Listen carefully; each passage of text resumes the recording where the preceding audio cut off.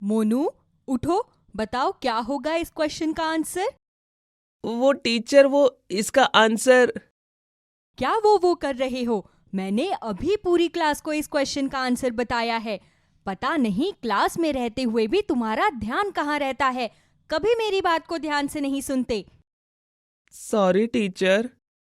मोनू अक्सर ऐसा ही करता था। जब भी टीचर क्लास में कुछ पढ़ाती, वह खेल रहे बच्चों की तरफ रहता। पढ़ाई लिखाई में उसका मन बिल्कुल भी नहीं लगता था। उसके मन में तो बस हर समय खेल कूद की बातें ही चलती रहती थी, जिस वजह से वो कुछ पढ़ता लिखता नहीं था और हर रोज टीचर से डांट खाता था। अगले दिन, तुम्हारा ध्यान फिर से क्लास के बाहर है मोनू। बताओ जरा, अभी अभी क्या पढ़ाया मैंने? वो टीचर, वो वेरी गुड बेटा। जब तुम्हें क्लास में रहकर पढ़ाई पर ध्यान देना ही नहीं है, तो जाओ क्लास के बाहर जाकर हाथ ऊपर करके खड़े हो जाओ। क्या पता पनिशमेंट से तुम क्लास में थोड़ा ध्यान देना शुरू कर दो। टीचर मोनू को क्लास के बाहर हाथ ऊपर करवाकर खड़ा कर देती है। मोनू छुट्टी होते ही गुस्से में अपने घर चला जाता है। क्या हुआ बेटा, इतने गुस्से में क्यों हो? आज टीचर ने फिर से तुझे डांटा है क्या? हाँ, टीचर ने आज फिर से मुझे डांटा और हाथ ऊपर करवाकर क्लास के बाहर भी खड़ा रखा। आज के बाद मैं कभी स्कूल नहीं जाऊंगा। अरे, ऐसा नहीं बोलते लल्ला। तूने जरूर गलती की होगी, इसलिए टीचर ने तुझे डांटा। वरना टीचर बेमतलब में थोड़ी ना किसी को डांटती है। मुझे कुछ नहीं पता। मैंने कह दिया ना कि मैं अब स्कूल नहीं जाऊंगा, तो मतलब नहीं जाऊंगा। मोनू मुंह फुलाकर अपने कमरे में चला जाता है। उसकी माँ गंगा उसे समझाने की बहुत कोशिश करती है, लेकिन वो स्कूल जाने का नाम ही नहीं लेता। देख बेटा, तू ऐसा करेगा तो कैसे चलेगा? सबके लल्ला स्कूल जाते हैं और मेरा लल्ला स्कूल नहीं जाएगा तो मुझे बिल्कुल अच्छा नहीं लगेगा। अच्छा, तो फिर तुम अपने दूसरे लल्ला को भी स्कूल भेजो। दूसरा लल्ला? हाँ, तुम्हारा दूसरा लल्ला। तुम कहती हो ना, लड्डू गोपाल तुम्हारा लल्ला है, मेरा बड़ा भाई है। तो फिर तुम लड्डू गोपाल को भी मेरे साथ स्कूल भेजो। जब तक लड्डू गोपाल मेरे साथ स्कूल नहीं जाएंगे, मैं भी तब तक स्कूल नहीं जाऊंगा। मोनू की ये बात सुनकर उसकी माँ परेशान हो जाती है, क्योंकि लड्डू गोपाल जी तो हमारे कृष्ण भगवान हैं। भला वो भगवान जी को मोनू के साथ स्कूल कैसे भेज सकती है? वो मोनू की जिद के आगे बहुत परेशान हो जाती है और घर के मंदिर में उनके सामने बैठकर उनसे बातें करने लगती है। हे मेरे लड्डू गोपाल, अब तो आप ही कुछ करो। इस लड़के ने तो न जाने ये कैसी जिद बांध ली है कि स्कूल जाएगा तो आपके साथ ही जाएगा, वरना स्कूल जाएगा ही नहीं। अब तो आप ही कुछ करो प्रभु। गंगा की बातों को कृष्ण जी और राधा रानी स्वर्ग से सुन रहे थे। कृष्ण जी को मोनू की इस प्यारी सी बात पर बहुत हंसी आ रही थी। बड़े मंद मंद मुस्कुरा रहे हैं। वहाँ बेचारी मोनू की मैया इतनी परेशान है और आप है कि यहाँ बैठे हंस रहे हैं। राधा, मैं गंगा की परेशानी पर नहीं, बल्कि मोनू की जिद पर हंस रहा हूं। वो पढ़ाई से इतना दूर भागना चाहता है कि उसने स्कूल ना जाने के लिए भी ये बहाना बनाया है कि अगर वो स्कूल जाएगा तो मेरे साथ ही जाएगा। उसे लगता है कि ऐसा संभव नहीं है, लेकिन मैं अपने भक्त के लिए ये भी संभव करूंगा। लेकिन वो कैसे? मैं स्वयं धरती लोक पर जाऊंगा। अगर मोनू को मेरे साथ स्कूल जाना है तो मैं उसके साथ स्कूल अवश्य जाऊंगा। अगली सुबह श्री कृष्ण एक स्कूल स्टूडेंट का वेश लेकर मोनू के घर आ जाते हैं। मोनू, जल्दी चलो, हमें स्कूल के लिए देर हो जाएगी। अरे, ये किसकी आवाज है? मोनू उस आवाज को सुनकर बाहर जाकर देखता है। तुम अभी तक स्कूल के लिए तैयार नहीं हुए? चलो जल्दी से तैयार हो जाओ, वरना हमें स्कूल में पहुंचने में देर हो जाएगी। अब वो सब तो ठीक है, लेकिन पहले तुम ये तो बताओ कि आखिर तुम कौन हो और मुझे कैसे जानते हो? लगता है तुम भूल गए। तुमने ही कहा था कि जब तक लड्डू गोपाल मेरे साथ स्कूल नहीं जाएंगे, तब तक मैं भी स्कूल नहीं जाऊंगा। मैं लड्डू गोपाल हूं। तुम्हारे साथ स्कूल जाने के लिए ही मैंने अपना माधव का रूप लिया है। आज से तुम मुझे माधव कहकर बुलाना। चलो, अब तैयार हो जाओ। मानव की ये बातें सुनकर तो मोनू बिल्कुल हक्का बक्का रह जाता है। उसे न चाहते हुए भी अब जबरदस्ती स्कूल के लिए तैयार होना पड़ता है। काफी दिन बाद वो माधव के साथ स्कूल जाता है। वो दोनों स्कूल में साथ में एक बेंच पर ही बैठ जाते हैं। तभी मानव देखता है कि मोनू का ध्यान क्लास में टीचर की बातों पर नहीं बल्कि ग्राउंड में खेल रहे बच्चों पर है। ये तुम क्या कर रहे हो मोनू? क्लास में टीचर हमें पढ़ा रही है, इसीलिए तुम्हें ध्यान से टीचर की बात सुननी चाहिए। अगर टीचर ने अभी तुमसे कुछ पूछ लिया तो फिर तुम उसका जवाब नहीं दे पाओगे और फिर टीचर तुम्हें डांटेंगी। सॉरी, अब मैं ध्यान से पढ़ूंगा। माधव के कहने पर मोनू थोड़ी देर तो टीचर की बात सुनता है, लेकिन थोड़ी देर बाद वो फिर से ग्राउंड में खेल रहे बच्चों की तरफ देखने लगता है। तभी टीचर उसे उठाकर क्लास में चल रहे टॉपिक से रिलेटेड सवाल पूछने लगती है। वो टीचर वो बेटा, मैंने अभी तुम्हें क्लास में जो पढ़ाया है उसका जवाब वो तो बिल्कुल नहीं है। मोनू, मैं तुम्हें कितनी बार समझाऊं बेटा, तुम क्यों क्लास में ध्यान नहीं देते हो? तुम जानते हो ना, तुम्हारे माता पिता कितनी मेहनत करके तुम्हें पढ़ाते हैं, फिर भी तुम अपनी पढ़ाई पर बिल्कुल ध्यान नहीं देते। Sorry teacher. बैठ जाओ, लेकिन अब ध्यान से सुनना।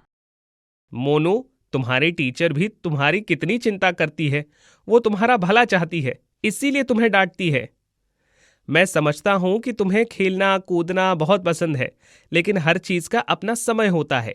तुम अपने खेल के समय में जी भर कर खेलो, लेकिन जो तुम्हारी पढ़ाई का समय है उसमें तुम मन लगाकर अपनी पढ़ाई करो। तुम्हारी टीचर और तुम्हारे माता पिता को तुमसे बहुत अपेक्षाएं हैं। मैं समझ गया माधव, आज से मैं अपनी पढ़ाई पर पूरा ध्यान दूंगा। माधव के समझाने पर मोनू खूब मन लगाकर पढ़ने की कोशिश करता है, लेकिन उसे फिर भी कुछ चीजें समझ में नहीं आती। माधव, अब मैं खूब मन लगाकर पढ़ने की कोशिश करता हूं, फिर भी मुझसे सवाल हल नहीं होते।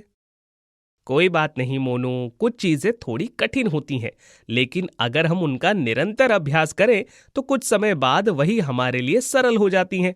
आओ, मैं तुम्हें सिखाता हूं।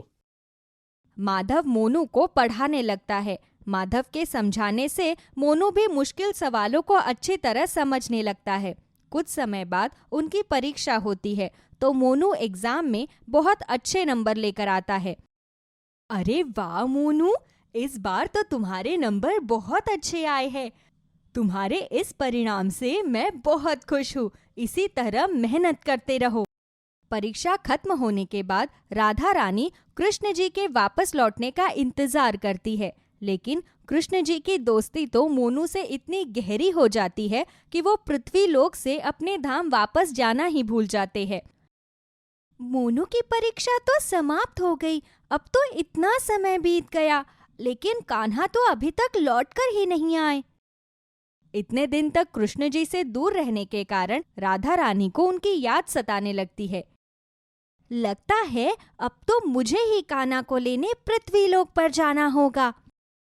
ये निश्चय कर राधा रानी एक स्कूल स्टूडेंट का वेश लेकर पृथ्वीलोक पर पहुंच जाती है। अगले दिन जब माधव राधा रानी को स्कूल स्टूडेंट के रूप में देखते हैं, तो उन्हें अपने सामने देखकर वो बहुत खुश हो जाते हैं। अरे राधा, तुम यहाँ? हाँ, मैं यहाँ। मैं इतने दिनों से स्वर्गलोक में आपकी प्रतीक्षा कर रही हूँ, लेकिन लगता है कि पृथ्वीलोक पर आने के बाद आपका स्वर्गलोक वापस आने का जी नहीं चाह रहा। नहीं राधा, बस यहाँ आकर मेरी मोनू के साथ इतनी घनिष्ठ मित्रता हो गई कि मेरा उसे यहाँ से छोड़कर जाने को जी ही नहीं चाह रहा। माधव राधा से बात कर ही रहे होते हैं कि तभी क्लास स्टार्ट होने की वार्निंग बेल बज जाती है। क्लास स्टार्ट होने वाली है राधा। क्लास में समय से नहीं पहुंचे तो टीचर डांटेगी। चलो, आज तुम भी मेरे साथ पढ़ाई करने चलो। माधव अपने साथ राधा को भी क्लास में पढ़ने के लिए ले जाते हैं। राधा रानी भी कुछ दिन यहाँ रहती है, तो उनका भी यहाँ खूब अच्छा मन लग जाता है। लेकिन अब श्री कृष्ण को पृथ्वीलोक पर आए काफी समय बीत गया था, इसलिए उन्हें अब राधा रानी के साथ वापस अपने धाम जाना था। उनके लिए मोनू को ये बात कहनी आसान तो नहीं थी, लेकिन वो हमेशा के लिए मोनू के साथ एक स्कूल स्टूडेंट बनकर नहीं रह सकते थे। मोनू, मैं तुम्हारे लिए पृथ्वीलोक पर एक स्कूल स्टूडेंट बनकर आया था, लेकिन अब मुझे अपने वापस धाम जाना होगा। मैं तुमसे अलविदा लेने आया हूं। लेकिन क्यों माधव, तुम मुझे छोड़कर क्यों जा रहे हो? प्लीज तुम यहीं पर रुक जाओ, मत जाओ। मैं जानता हूं मोनू कि तुम मुझसे बहुत प्रेम करते हो और मैं भी तुमसे बहुत प्रेम करता हूं, लेकिन इस सृष्टि के प्रति मेरे कुछ कर्तव्य हैं जिन्हें निभाना मेरे लिए अति आवश्यक है। सृष्टि के प्रति मेरे जो दायित्व हैं उन्हें निभाने के लिए मुझे अपने धाम वापस लौटना होगा। ये सुनकर मोनू की आंखों में आंसू आ जाते हैं। तभी माधव मोनू की आंखों से आंसू पोंछते हुए उसे अपने सीने से लगा लेते हैं। मुझे तुम्हारी बहुत याद आएगी माधव। मुझे भी तुम बहुत याद आओगे मोनू। तुम एक बहुत ही अच्छे लड़के हो। बस हमेशा इसी तरह मन लगाकर अपनी पढ़ाई करना और खूब कामयाब होना एवं सदा एक अच्छे इंसान बनना। मैं तुम्हारी सभी बातों को मानूंगा, लेकिन यहां से जाने से पहले तुम्हें मुझसे एक वादा करना होगा। कैसा वादा मोनू? कि मैं जब भी तुम्हें बहुत याद करूंगा तो तुम्हें मुझसे मिलने आना होगा।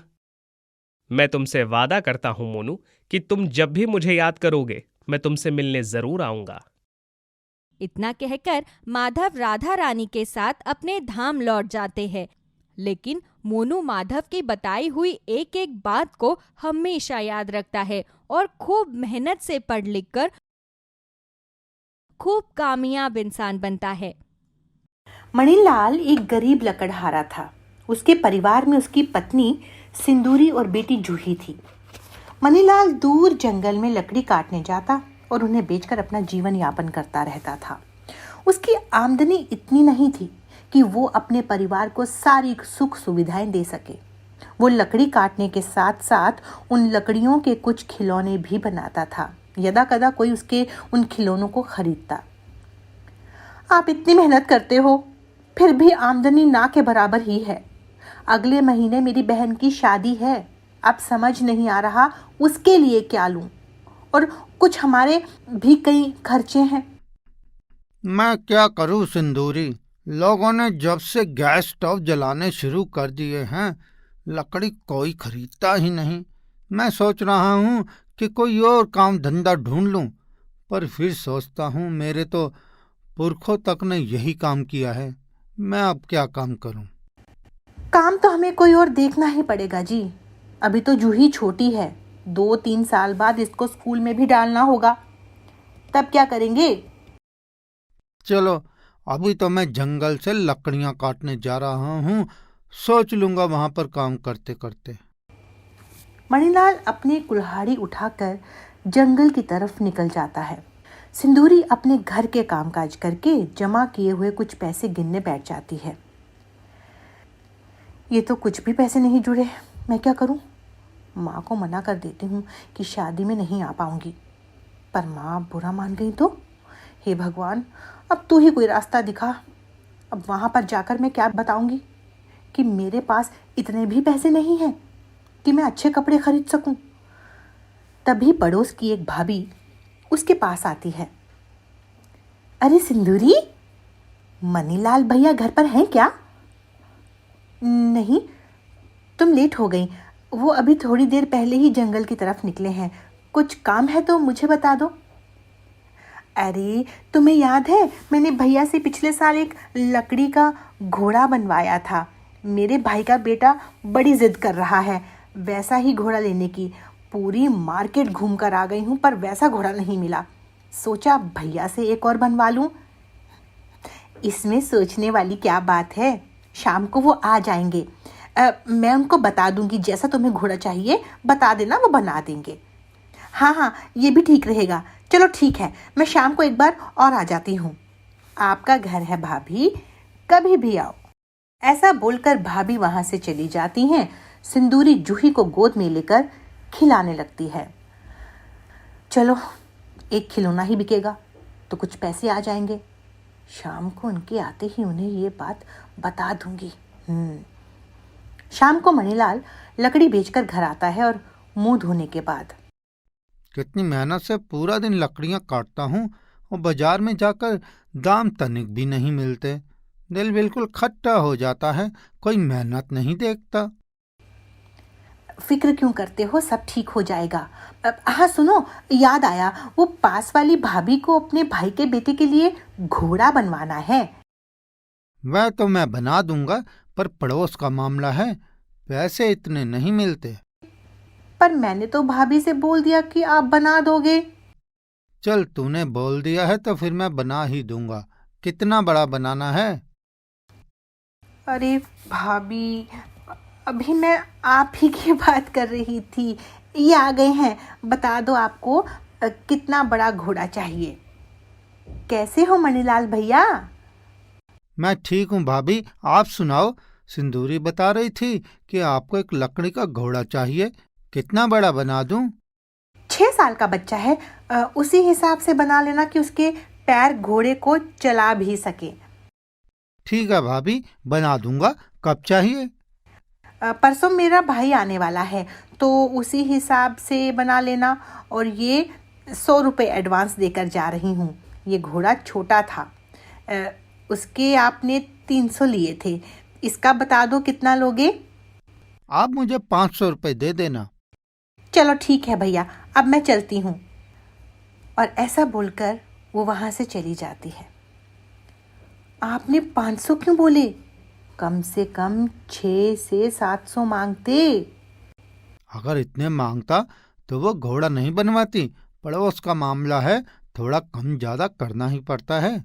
कोई बात नहीं, मैं साथी जूही के लिए भी घोड़ा बना दूंगा। बाबा, हाथी चाहिए। हा हा हा हा। देखो तो सिंदूरी, हमारी जूही को तो हाथी चाहिए। ठीक है, तो जूही के बाबा उसके लिए हाथी बनाएंगे। अगले दिन सुबह सुबह मणिलाल जंगल से घोड़े और हाथी के लिए लकड़ी लेने जाता है। वो 2 बड़ी बड़ी लकड़ियां लेकर घर आता है और उन पर काम करना शुरू कर देता है। जूही घर के बाहर अपने बाबा के बने हुए कुछ छोटे लकड़ी के खिलौनों से खेल रही होती है। तभी वहां से कुछ लड़के लड़कियां गुजरते हैं। देखो तो, वो छोटी बच्ची कितने प्यारे खिलौने से खेल रही है। बिल्कुल यूनिक है। चलो पास जाकर देखते हैं, लग तो बहुत प्यारे रहे हैं। ये बात तो है, गांव में छोटी छोटी जगहों पर आर्ट देखने को मिलता है। वो सब जूही के पास पहुंच जाते हैं और खिलौने उठाकर देखने लगते हैं और फोटो खींच लेते हैं। तभी अंदर से सिंदूरी आवाज़ सुनकर बाहर आ जाती है। हाँ जी, अब आप लोग कौन हैं और क्या काम है? कुछ नहीं, हम खिलौने देख रहे थे। बिल्कुल अलग तरह के खिलौने हैं। ये आपने कहाँ से खरीदे? खरीदे वरीदे नहीं हैं, इसके पापा ये खिलौने बनाते हैं। क्या क्या आप हमें और खिलौने दिखा सकती हैं? नहीं नहीं, उनका काम खिलौने बनाने का नहीं है। वो तो बस अपनी बेटी के लिए या कोई बोल देता है तो उन्हीं के लिए ही खिलौने बनाते हैं। आवाज़ सुनकर मणिलाल भी बाहर आ जाता है। क्या हुआ सिंदूरी? कुछ नहीं, ये शहर के बच्चे आए हैं, जूही के खिलौनों को देखकर पूछ रहे हैं कि कहाँ से खरीदे। मैंने बता दिया कि खिलौने आप बनाते हो। ये खिलौने आप बनाते हैं? ये सच में बहुत अच्छे हैं। क्या हम आपसे कुछ खिलौने खरीद सकते हैं? मैं खिलौने बहुत कम बनाता हूँ। मैं एक लक्कड़हारा हूँ। मैं लकड़ियाँ बेचता हूँ। ये मेरा पता है। मेरे पापा फर्नीचर और लकड़ी का सामान बनवाते हैं। एक बार आप अपने खिलौने वहां लेकर जरूर जाओ और मेरे पापा को दिखा दो। यह उन्हें बहुत पसंद आएंगे। ठीक है, आप लोग कुछ चाय पानी पियेंगे? अरे नहीं नहीं, आप अपना काम कीजिए। हम तो बस खिलौने देखकर रुक गए थे। और उसके बाद वो बच्चे वहां से चले जाते हैं। क्या आप उसके पापा को खिलौने दिखाने जाओगे? अरे सिंदूरी, तू भी किन लोगों की बातों में आ गई? ये शहर के लोग ऐसे खिलौने पसंद नहीं करते। चल अंदर चल, मेरी थोड़ी मदद करवा। पर एक बार जाने में क्या हर्ज है? चल, तू तो बावरी हो गई है। जूही को उठा ले और अंदर चल, मेरी मदद कर। मणिलाल बहुत ही सुंदर घोड़ा और एक हाथी बनाता है। भाभी हाथी घोड़ा दोनों देखकर बहुत खुश होती है। वाह भैया मणिलाल, आपने तो हाथी भी बहुत सुंदर बनाया है। अब मेरा दिल हाथी लेने का भी कर रहा है, क्या करूं? चलो इस बारी घोड़ा ले लेती हूँ, पर अगले बार हाथी जरूर बनवाऊंगी। जरूर जरूर भाभी। भाभी मणिलाल को बाकी बचे 400 देकर चली जाती है। सिंदूरी, ओ सिंदूरी, ये लो 400 रुपये रख लो। कितने दिनों से पैसे जोड़ रही हूँ, पर शादी के लिए पैसे जोड़ ही नहीं पा रही। ये मिलाकर अभी 1,500 रुपए हुए हैं। चल मैं थोड़ा और ज्यादा लकड़ियां काट लूंगा, पर तू अच्छे से बनकर जाना शादी में। और अगले दिन मणिलाल जंगल में लकड़ियां काटने जाता है। तभी कुछ जंगल अधिकारी उसे रोक लेते हैं। साहब, मैं तो एक गरीब लकड़हारा हूँ, लकड़ियां काट कर ही जीवन चलता है। जंगल से काफी समय से लकड़ियां काट रहा हूँ, फिर आज आप मना क्यों कर रहे हैं? अब तुम जंगल में लकड़ी नहीं काट सकते, क्योंकि यह जंगल संरक्षण में आ गया है। लगातार कटाई से जंगल में पेड़ लगातार कम हो रहे हैं। पर साहब, मेरी तो रोजी रोटी ही इसी से चलती है। जानता हूँ, पर कभी लकड़ियां काटते वक्त तुमने सोचा कि इस जंगल में और पेड़ भी लगाता जाऊं? तुम सिर्फ लकड़ियां काट रहे थे। मणिलाल अपना सामू लेकर घर वापस आ जाता है। इतनी जल्दी घर आकर देखकर, क्या हुआ, इतनी जल्दी वापस क्यों आ गए? सब ठीक तो है ना? आपका मुंह क्यों लटका हुआ है? एक गिलास पानी पिला, फिर बताता हूँ। जंगल का संरक्षण हो गया है, अब वहाँ पेड़ काटना मना है। समझ नहीं आ रहा क्या करूँगा। ये तो बहुत ही बुरा हुआ। और ये सुनकर दोनों उदास हो जाते हैं। एक हफ्ता ऐसे ही निकल जाता है। धीरे धीरे घर का राशन भी खत्म होने लगता है। मैं ऐसा करती हूँ, उन जमा किए हुए पैसों में से 500 रुपए आपको दे देती हूँ। घर का सामान ले आओ। नहीं नहीं सिंदूरी, रहने दे। वो पैसे तूने अपनी बहन की शादी के लिए रखे हैं। कैसे शादी? मैं अपना घर देखूं या शादी देखूं? तू भी सोचती होगी ना, मुझे कैसा पति मिला है जो मेरी इच्छाएं भी पूरी नहीं कर सकता। मैं तो ऐसा कुछ भी नहीं सोचती हूँ। भगवान खुद देख लेगा। पैसे निकालते हुए तभी उसकी नजर उस कार्ड पर पड़ती है। ये कार्ड वही है ना जो उस दिन वो लड़का देकर गया था? हाँ, यह तो वही है। सुनो जी, एक बार वहां जाकर अपने खिलौने भी दिखा दो। क्या पता कुछ रोजगार ही बन जाए। सिंदूरी, जिद मत कर। बड़े बड़े लोग हैं, हमारे जैसे लोगों के खिलौने उन्हें कहाँ पसंद आएंगे। देखो जी, एक बार जाने में क्या हर्ज है? या तो हाँ होगी या ना होगी, बस। चल ठीक है, तेरे कहने से जाऊंगा। और अगले दिन मणिलाल कुछ खिलौने और वो हाथी जो उसने जूही के लिए बनाया था लेकर कमल के पापा के पास जाता है। वो दरवाजे पर कार्ड दिखाता है। अंदर से एक आदमी उसे लेने आता है। आइए आइए, आपके बारे में कमल ने मुझे बताया था और आपके खिलौनों की फोटो भी दिखाई थी। साहब, मैं एक लकड़हारा हूँ। आजकल जंगल से लकड़ियाँ काटना बंद हो गया है, इसलिए अपने खिलौने लेकर आपको दिखाने आया हूँ। हाँ जी, हाँ जी, हाँ, दिखाइए आप अपने खिलौने। और इतने यूनिक खिलौने देखने के बाद कमल के पापा मणिलाल को खिलौने बनाने का ऑर्डर देते हैं, जिसके लिए लकड़ियां वो खुद देंगे। और उस काम के लिए मणिलाल को 20,000 रुपए एडवांस भी देते हैं। इतने पैसे मणिलाल देखकर हैरान हो जाता है और अपने गमछे में उन्हें बांधकर खुशी खुशी घर जाता है। जूही की माँ, ओ जूही की माँ, कहाँ गई? जल्दी इधर आ, तुझे कुछ दिखाना चाहता हूँ। क्या हुआ? आपने तो पूरा घर ही सर पर उठा लिया है। अरे तू घर की बात कर रही है, मैं तो पूरा गांव सर पर उठा लूं। देख तो सिंदूरी क्या है।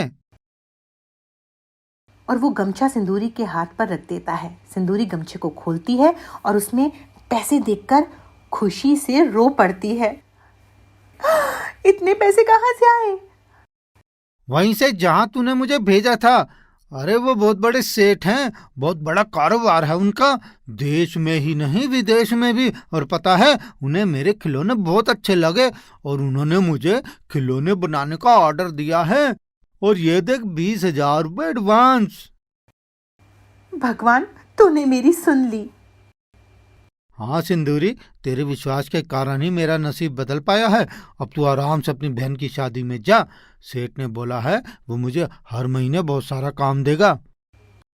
ये सुनकर मुझे बहुत खुशी हो रही है।